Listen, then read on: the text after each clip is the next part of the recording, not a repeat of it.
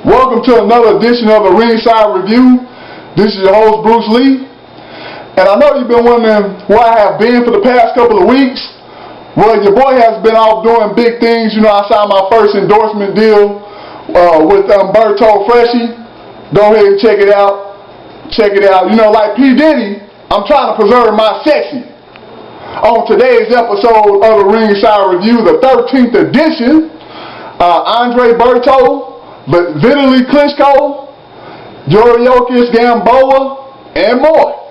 First up, my recap on the Berto versus Adamek fight for the IBF Welterweight Championship. Pretty good scrap. It was okay. Nothing to brag about. Pretty decent fight. You know, it wasn't boring. I didn't fall asleep during it. Berto showed he had some heart by suffering his first loss of his career back in April of this year to Yuriorkis. But he does go ahead and pick up the IBF's version of the Welterweight Championship this past weekend against Adamek. Adamek was willing to come over to the United States and go ahead and take on Berto. He didn't back down. He said he wanted to take on all comers, basically the best that there is in the division to defend his title. He wasn't going to go the soft route. Chavez Jr., are you listening to that? Anyway, he didn't want to go the soft way and go ahead and take cream puff fights. He wanted to go ahead and face the best in the division to defend his championship. Unfortunately for him, it did not work out. He did fight the best, one of the best in the division in Berto, but Berto went ahead and lifted the IBF Welterweight Championship off of him. Berto, he did show some heart coming back from the loss he had back in April, which is good to see. He was looking a little shaky, still a little shaky from it, from the rounds that he was in the ring, and you know, it was a TKO in five rounds. Adamek's corner had to stop it because of the swelling and the beating he was taking, but Adamek wanted to go ahead and continue. To me, that shows great heart by Adamek, but his corner wouldn't let it be. But anyway, congratulations to Berto for his TKO victory over Adamek. He said he wants to go ahead and do a rematch with Yuriorkis, which, you know, he has his matchup coming up with Floyd Mayweather Jr. Here on the 17th. I wouldn't mind seeing a rematch between Berto and Ortiz. That was a heck of a fight, in my opinion. I mean, both fighters went down twice. Hey, I'll take it. I'll see him fight again. I would like to see him fight again, I should say. But anyway, congratulations to Berto for picking up the IBF Welterweight Championship. My first prediction I want to make on the show is the Heavyweight Championship coming up between Vitali Klitschko and Tomasz Adamek. As you know, Klitschko is 42-2, 5-0 in his last 5 fights with 2 knockouts. His last loss, of course, coming to Lennox Lewis back in 2003. And that was just due to a TKO stop because he had a real nasty cut, which I think he was giving Lennox a good fight until that point, until he had that cut and everything. But anyway, that was his last loss back in 2003 to Lennox Lewis. He fights Tomasz Adamek, who has moved up to the heavyweight division.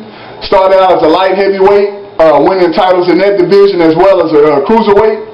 But now he is up to heavyweight status. He has fought roughly, and correct me if I'm wrong, roughly about 4 or 5 heavyweight bouts before he was able to get to one of the Klitschko brothers. Adamek tried to go ahead and fight people that was taller and bigger than him to get prepared for one of the Klitschko brothers. I mean, it's a nice thought and everything, but those guys he fought, of course, we all know they're not on Klitschko's level. But he did fight. He did go ahead and set out to do what he said he was going to do, fight bigger competition to get ready for a title fight, which he gets his opportunity at the WBC Heavyweight Championship this coming Saturday. My predictions on this, well, before I get to my prediction, I do apologize. Please forgive me, Tomasz. Tomasz Adamek is 44-1 in his professional career, 5-0 in his last 5 and with 1 KO. His last loss coming to Chad Dawson back when he was a light heavyweight back in the day, before he moved up to heavyweight. My apologies, Tomasz. But my predictions on this fight, I think Vitali is too much, will be too much for Tomasz. I think Tomasz might give him a good bout for about 9 rounds. You know, that's about it. I'll say Klitschko by KO in 9 rounds. Klitschko by KO in the 9th round to retain his WBC heavyweight championship. I also want to touch on the featherweight fight coming up between Yuriorkis Gamboa and Daniel Ponce de Leon. This is not for Gamboa's WBA super title. This is just a good matchup in my opinion. At least on paper, it should be a good matchup between Gamboa and Ponce de Leon. I didn't know Ponce de Leon was still alive. Ponce de Leon has been around for like, what, 600 years now? What? Oh, I got the wrong de Leon? Oh, my bad. I'm thinking of Juan de Leon. Ponce de Leon, my bad. Sorry about that. The guy that sailed with Christopher Columbus. I'm thinking he's talking about Daniel Ponce de Leon. I'm just playing, of course. Hope you know that. I was just playing, but you know, Daniel Ponce de Leon, on paper, this is a good fight, in my opinion, which I think Gamboa will go ahead and take this fight by unanimous decision.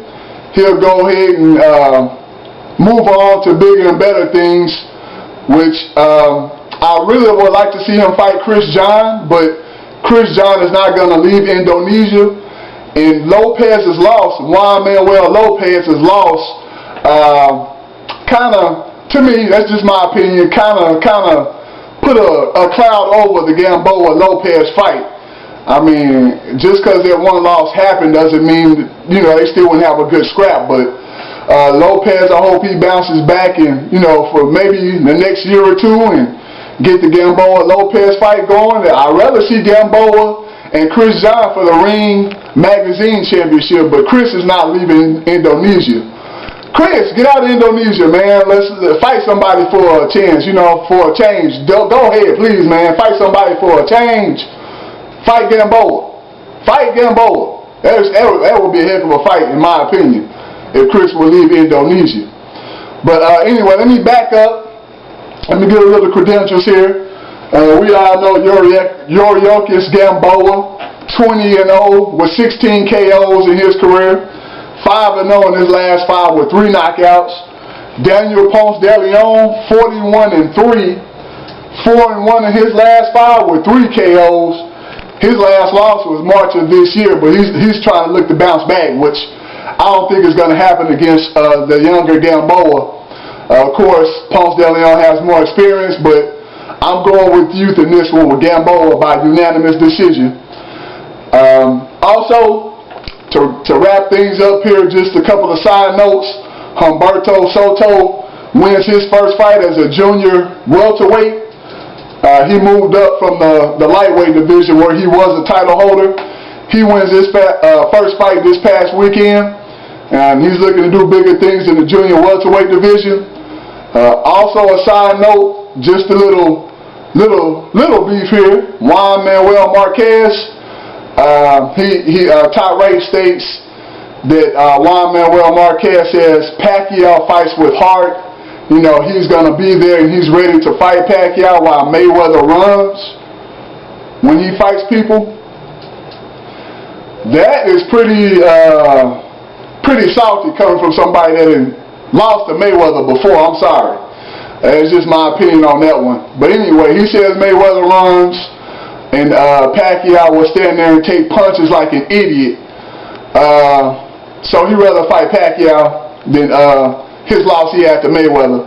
But anyway, this wraps up another edition of the Ringside Review. And please check out the Ring Magazine's rankings on the heavyweight division and also the featherweight division. I'll put those up there somewhere on the screen. Just check them out. Check out those rankings. And until next time, I will talk to you later. And I will leave you with a double jab and a straight. Because that's all Tomasz Adamek is going to see this weekend. Until next time, peace out.